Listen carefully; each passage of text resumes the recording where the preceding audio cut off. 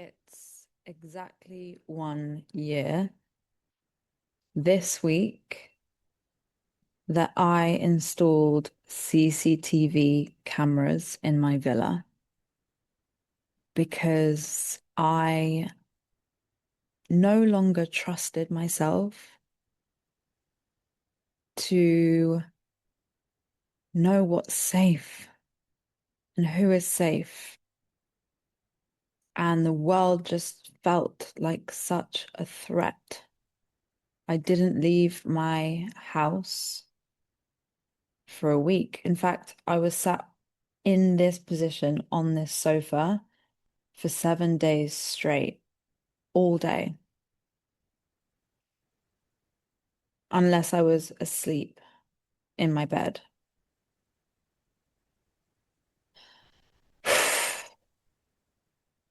That week of May 2025, last week of May, was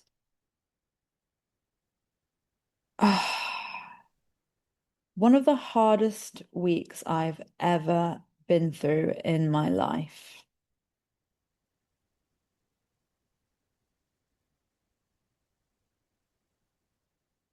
My whole world turned upside down that week. And it felt like I was dying. And it's funny because in some sense I was. A big part of me was dying.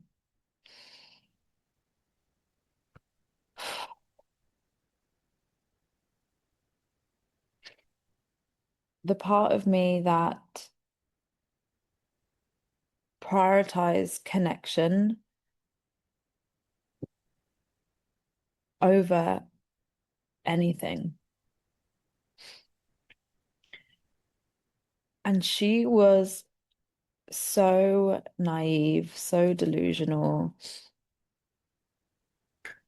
She turned a blind eye to so many things. She saw the good in everyone.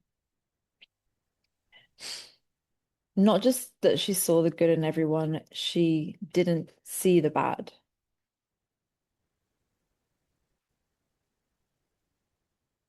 And that got her in a relationship. Actually, not just one relationship, a series of relationships in her life where she was abandoning herself. That part of me died that week. But it was uh quite a traumatic death. It was like I was literally having an existential crisis. Mochi is getting every toy out of her basket right now and just walking across the camera. Gotta love her. Like she annoys the shit out of me. She's so fucking cute. She just does what she wants, and I have to respect her for it. Anyway, it was a very existential week for me because I felt really blindsided. The person that I was seeing, and it wasn't even for that long,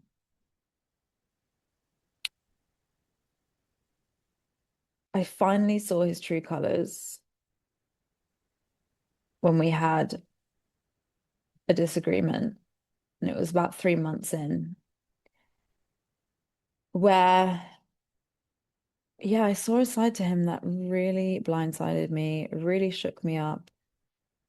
And long story short, it was the hardest decision, but I had to choose my future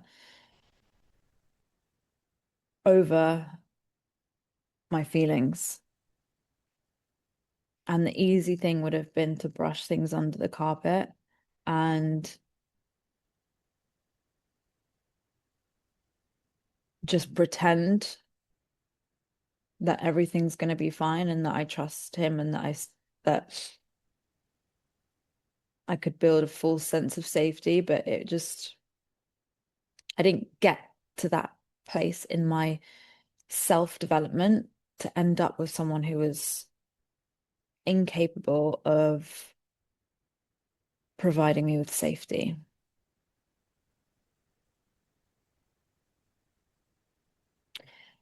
So I decided to walk away, even though everything in my heart wanted to stay. My body had been giving me really subtle signs that week before the big eruption that I was not safe in his presence. I found myself clenching my wrist, clenching my fist while I was asleep. I was waking up every morning with like this horrible, like really scared knot, like just like a knot in my belly. I was having really weird visions while we were getting intimate. And these were all signs that my body was saying, this is not safe. This is not safe. This person is not safe. And it was just fascinating because my body knew before my mind knew. My body picked up on the subtle signs of this man's energy shift the week leading up to him exploding and showing me his true colors. My body picked up on that. My body. This is how incredible our bodies are as women.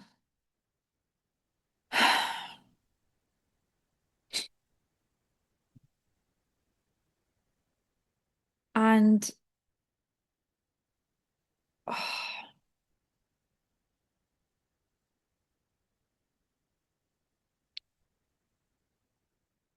I had to go with what is best for future me.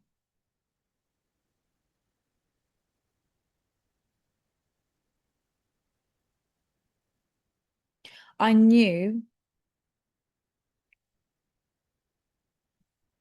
that the most important thing for me and my children, my future children, who I have not had yet, is that they feel safe in the house that they live in with the parents that they live in. Emotional safety, to not be walking on eggshells and scared of how their parent could react. And what I learned about this person who I was sharing a bed with, building a life with, even though it was only 3 months in, was that I was starting to micromanage his emotions because I was scared of his reactions.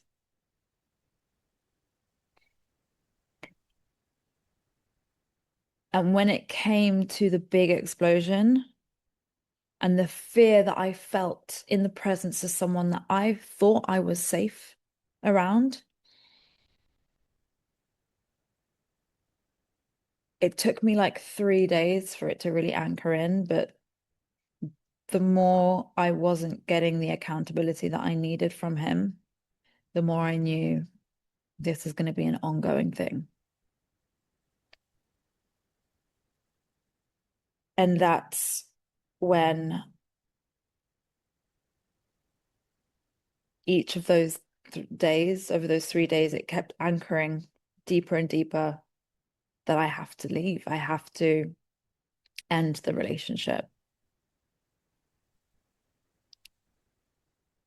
And the reason why this was so existential for me was because I was finally breaking a pattern that was so deep rooted from my childhood and maybe even from God knows, like past lives in my ancestry as well. Actually, you know what? This was a pattern that I was breaking from generations in my female lineage.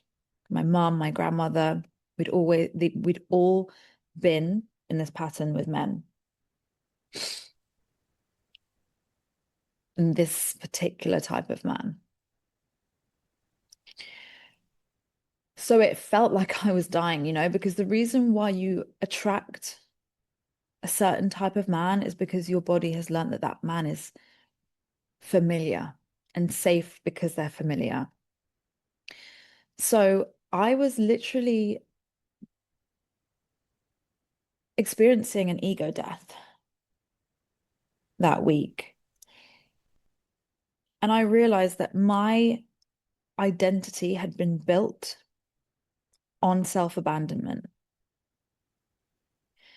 The reason why it got to the point 3 months in where I was blindsided like that was because I had ignored all the really subtle signs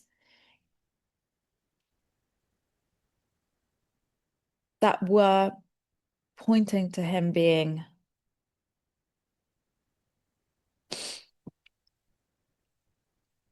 untrustworthy, unsafe.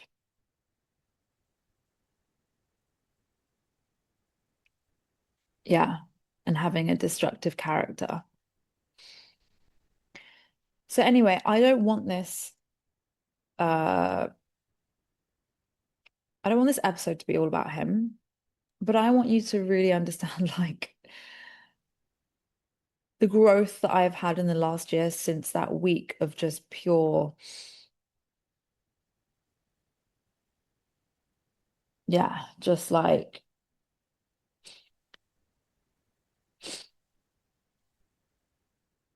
pure ego death. Like I was going crazy. Like there were moments where I was literally like, I don't trust anything anymore. I don't trust the world. I couldn't leave my front door because I didn't trust my perception of people anymore.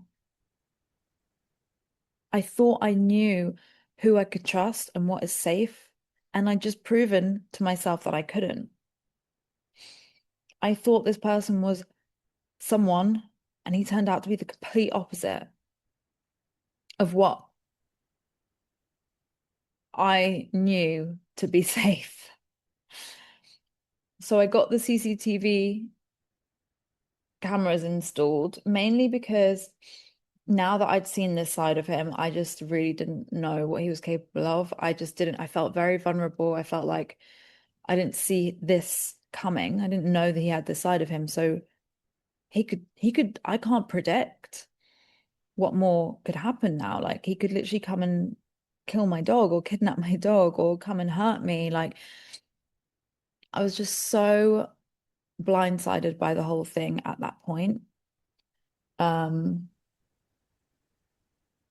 that I was just like, who fucking knows what could happen? And I was here on my own as well because my housemate Chelsea had left to London. Um, so yeah, I just felt really, really scared and vulnerable and couldn't face the outside world. I was in a bit of a, I was dissociating, I was crying, I was in YouTube holes. I discovered what it really means to have been like love bombed and the narcissist component of this stuff. And like at that point I was really in victim mode, and it was really reassuring for me at that time to learn about the fact that this is not just in my head. Like I felt like I'd been scammed. I felt like I I felt like I'd been just sold this complete lie. I felt like I was going so crazy. I didn't know what was up and what was down. I was so confused. This person also literally completely changed their tune. Like they were acting in a way that like I never thought they would. Even after the big explosion, I expected him to be like trying to get me back and trying to make up for it and show me that, he was sorry and that he wanted us to be together. And that just completely went out the window. And it almost made me question, like, what the fuck? Like, how was any of it real all I'm asking for is an apology and accountability, and he can't even give me that. He'd rather lose me over just admit that that was really destructive of him to react. Um, because I don't expect anyone to be perfect, but I expect someone to be able to take accountability because that's what creates safety for me. So yeah, there was a lot of confusion, a lot of like, what has just happened? Like, how have we got here? Like overnight, things just like we went from like so unbelievably happy to I didn't know who this man was. We went from having this whole future planned out to I'm scared of this person. So yeah, it was a really difficult week. And I started discovering a lot about my patterns and my childhood and my identity around empathy and seeing the good in everyone and ignoring signs and assuming people have always got good intentions. And that's what had got me to where I was in a relationship with someone that completely blindsided me. Obviously, when I look back now, I see all the signs that I missed, but I wasn't educated on what those signs mean about a person. I honestly just gave him the benefit of the doubt because I thought, why would anyone have bad intentions? Why would anyone lie like that? Like, obviously, it was a misunderstanding. There were so many misunderstandings. But the point of this episode is I want to really show you how I did something that a lot of people, most people won't do. Most people will push through the grief, pretend they're fine, get on with their life, move on to the next thing, or just completely avoid facing it. I knew that this was not happening for no reason. I knew that that much pain and that much like complete disillusion and ego death and like just existential crisis of like I literally just I felt like the world was crashing down. I just didn't see any hope. I didn't even trust my own brain. I just didn't know, like that much confusion. I was like, this is the start of something. It has to be. There's no way that I could get to such a depth within myself and feel like I was on the brink of like non-existence.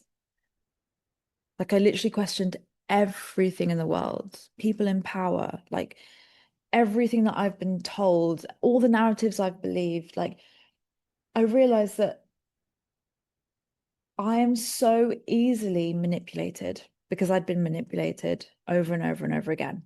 And I'd allowed that. And I'd been conditioned to be easily manipulatable since I was a child. And that was through the lens of seeing the good in everyone. And I still see the good in people. But what I really had to learn from this was something really, really life-changing for me. After this week of just pure torture, I decided that's it. I am moving forward. I am turning this into my biggest fucking breakthrough, my blow up era, because I want to completely change who I am and upgrade everything. Because I looked at my friendships, my relationships, my love life, my work, and I saw how this survival identity of empathic was screwing me over in every sense. And so I hired my coach, Rosie, who is unbelievably, like, she's amazing. She introduced me to archetypal work. And she's so funny because she talks about how when we first started having sessions together and how much in victim mode I was and how much that's changed. And 100% like although still feel a lot of feelings of betrayal, I am actually really fucking grateful. Grateful to the dickheads that have pushed me into taking real accountability for what I've been attracting. And so, yeah, like with Rosie, what became really apparent was I was disconnected from my inner king. Now, I'm a really naturally masculine um worker. I'm quite type A, um, a bit control freaky in terms of like I feel safe in controlling. And you might be surprised by that, but I have worked a lot on it, so I'm not as much like that anymore. But being a control freak doesn't mean that you have a healthy relationship with your masculine. Actually, it means that you're in your wounded masculine, right? So I was a control freak. I was showing up in that wounded masculine energy in many ways, but healed, my mature masculine, my inner king, had a lot of work to do, especially around the concept of discernment, because I had been living in this fairy tale land that like you can trust everyone until someone gives you a reason not to trust them, you trust them. That's how I was operating in life. And I learned that actually my inner king, the part of me that protects, leads, sets boundaries, asserts, sets the direction, wasn't fully online at all, actually. And this is when I started working with my inner king to start learning how to discern. And instead of prioritizing connection and getting approval and loving the fact that someone is giving me attention, my inner king needed to be the one that stepped in at the when getting to know someone and actually take the role of, okay, what can I discern about this person? Is this person a safe person for me? And obviously, this isn't like something that you learn straight away from meeting someone once. It's like as you're getting to know someone, it's really important now, as I've learned, to discern all their actions and all their behaviors and not just let things slide and not just be like, oh, I'm probably overthinking it like I did. You know, like there were so many situations where I'd be like, oh, I'm probably just being silly. Obviously, he didn't mean it that way, you know? And so my inner king, working with my inner king has just been like, when I meet people, my first intention isn't to get them to like me or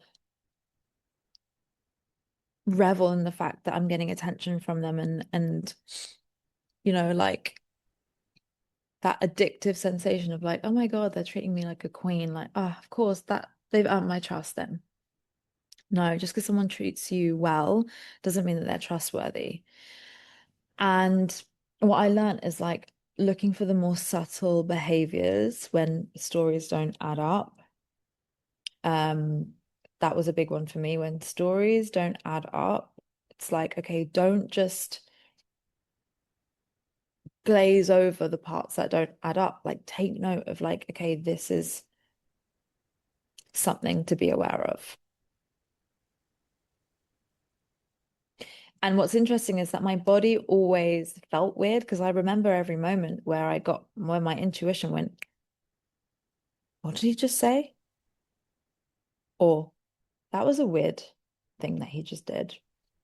Like honestly, I remember my body saying something and me just overriding it with my mind and saying, no, that was nothing. You're just overthinking it. And then I'd just excuse it with all the amazing things that he was doing. Um, focusing on those little things felt silly because there were so many amazing things. But what I wasn't seeing was that those little behaviors that feel off were pointing to a character that is unsafe and unstable. So anyway, yeah, started working with the inner king, and I remember I even went to a festival, and I there was a moment where I felt really vulnerable and felt a bit like shaky, and I was noticing myself in situations where I would normally feel vulnerable or feel a bit um lacking in confidence, or a bit questioning myself or questioning, yeah. And I would start bringing online my inner king. How would my inner king react? How would my inner king be holding this situation and leading me in this? And it was a fucking game changer. It really changed my whole reality. And I started attracting men that were really showing up in their king energy. Like men that I've never attracted before. It was like almost instant. It was literally instant. Um, and it's like the caliber of men just went from like there to like there. And it really showed me that once you start embodying a certain energy in your being, in your body, energetically, like through the lens of an archetype, which is why I fucking love archetypes, your reality can change like this because you're showing up differently, showing up in a different frequency. You're attracting a completely different frequency that now matches your new frequency. Honestly, it was amazing. Um, and then what happened was it wasn't just in my relationships or like my love life. I started really feeling like, okay, this frequency thing, this energy thing is like, it's the real deal. Like the archetypes thing is really fucking doing something for me. Like I feel amazing. I am seeing the world through a different lens. Like I'm really experiencing like an identity shift that's in my body rather than just wanting something and telling myself in my head that I want it or writing it down as goals. It's like, how can I actually become that person? Um, by exploring different energies that I haven't felt before, or I've just been suppressing. So, where are we at now? This is where it leaks into my business because I was like, still processing the grief. I mean, over the next 3 months, I think I was still processing for a while, at least like 6 months. And to be honest, I just before this podcast, I started procrastinating and clearing bits in my house, like the bookshelf and stuff. And it's so crazy because bearing in mind when me and him broke up, I cleansed the whole house of sage. You can literally see it in the reel that I uploaded. Um, I wanted to get rid of any of his negative energy in here. I wanted to detach myself completely. I knew that like I needed that door to be like bolted shut. And I didn't want any of his energy leaking into me. Like I was ready to just fucking move on with my life because I decided I don't I don't want to waste any more time. Like I know he's not for me, so I'm calling in something better, which was hard, by the way, because I didn't want that. Like I actually wanted to be with him, but I knew I had to just like fucking cut the cords. So I'm actually really fucking proud of myself. As I'm speaking about this, I'm like, wow, because 20-year-old me was not able to do that. And she stayed in a relationship for like 3, 4 years that she knew was really bad for her. So I'm really proud of myself for what I went through last year and how I led myself through that. But where was I with this? So yeah, I'm cleaning my bookshelf just now. And then a card falls out from between the books from him with pictures of me and him in it. And I'm like, oh my God, I got rid of all his stuff a year ago. And a year later, I'm finding this here. And it's like the final clearing of what's left of him in this house. Um, and yeah, it was very symbolic, especially because I wanted to come on to a podcast and literally talk about it straight after. Anyway, it took me like 6 months of grieving. The first 2 months was obviously like I was crying every few days, and then it just got less and less. But my point here is that like I knew I needed to face the grief.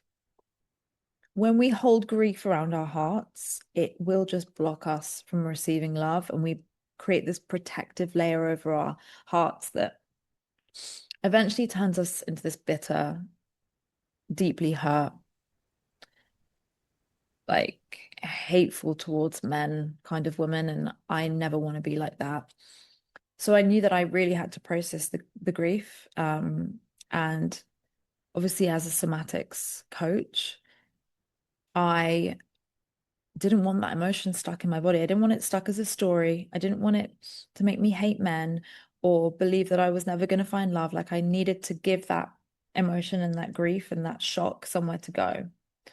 So I made sure that I met myself properly in all of those emotions, the betrayal, the grief, the anger, everything.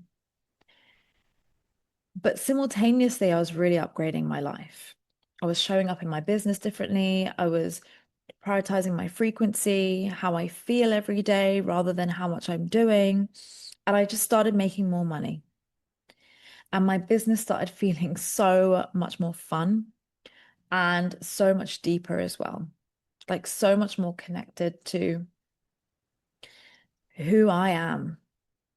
And it was like this breakup and this existential experience made me realize so much about myself, not just in relationship, but also like how much of my personality was derived from survival and approval and connection. And even that hustler, that control freak in me was part of that. And so there was many identity shifts happening at that time. Not just the empathic version of me that had to die, but it was also the hustler, the one that had to prove her worth through work. And then was being born this new identity of discernment, inner protection,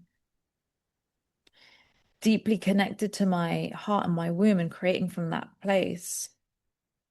That summer, I healed so many disconnections with my body.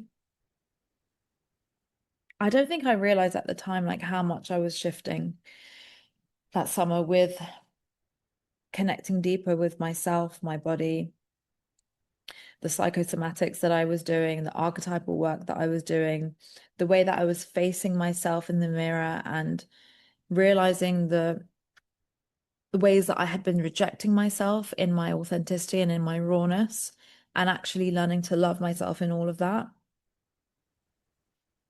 And yeah, it just completely changed my reality.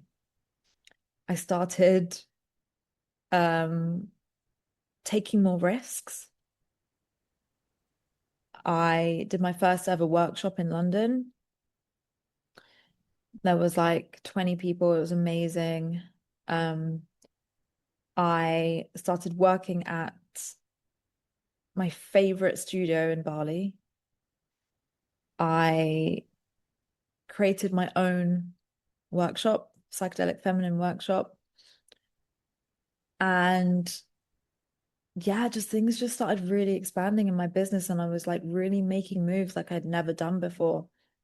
I led rooms of like 70, 80 people, started doing stuff like that, started booking flights to random events, conferences, started changing the types of people that I spend time with and like where I put my money, where I put my energy.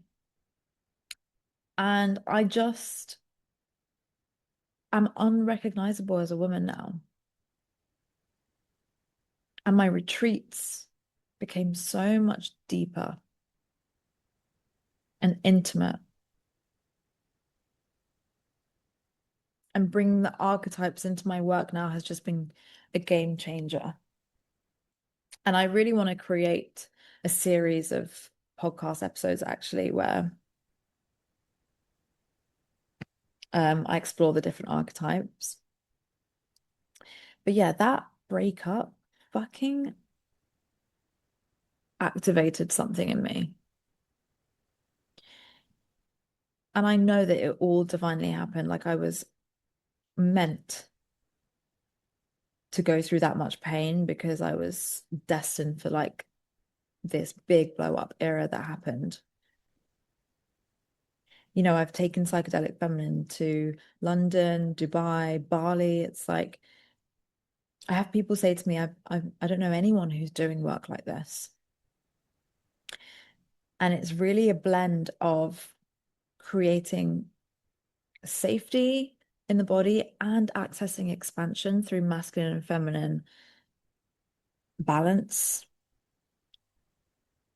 but met through archetypes, meeting parts of yourself that you've been suppressing, that you haven't accessed yet, that you felt unsafe claiming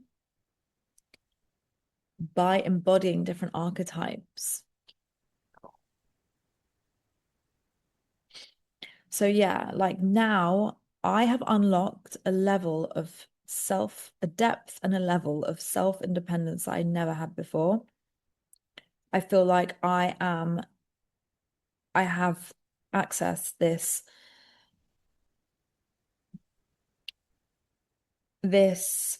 frequency of self-protection that I never had before. Like self-protection for me is so much more important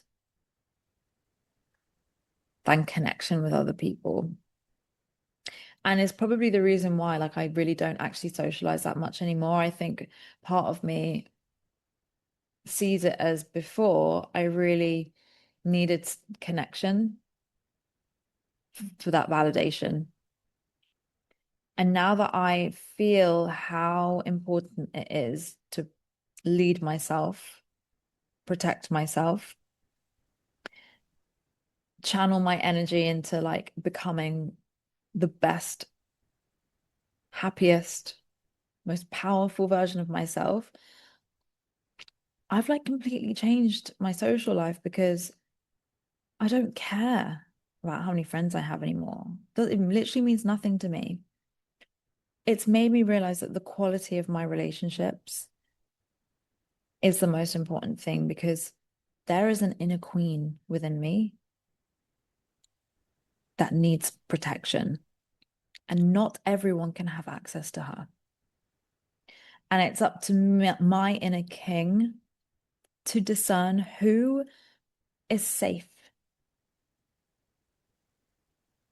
to meet her. And that's not just in relationships, that's also in friendships, in my work, in everything,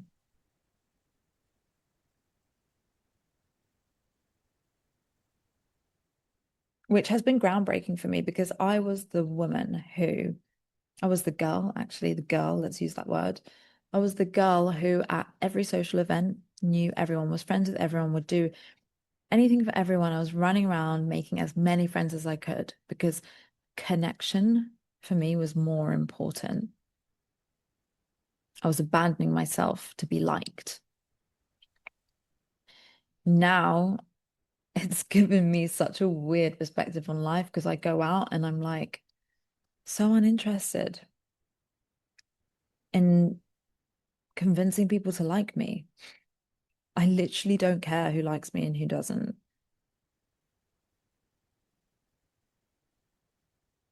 And it's almost like I've gone from pick me to black cat, where I have nothing to prove to anyone anymore. I do not need any more friends. I feel now how much my presence with myself and my self-leadership is that's what I live for now. And you could call that selfish. And I did used to call that selfish. But actually, I think that's the most important thing that women need right now is learning self-preservation, protection, self-leadership, and self-trust. Because as long as you're outsourcing it from other people, you are literally just fucking yourself. You're letting people fuck with you. So I'm going to leave this on that note. Please rate this episode or this podcast. Reach out to me. I want to know what parts you resonated with, what parts inspired you, what parts triggered you. Like, I want to know it all. Tell me. I love you so much.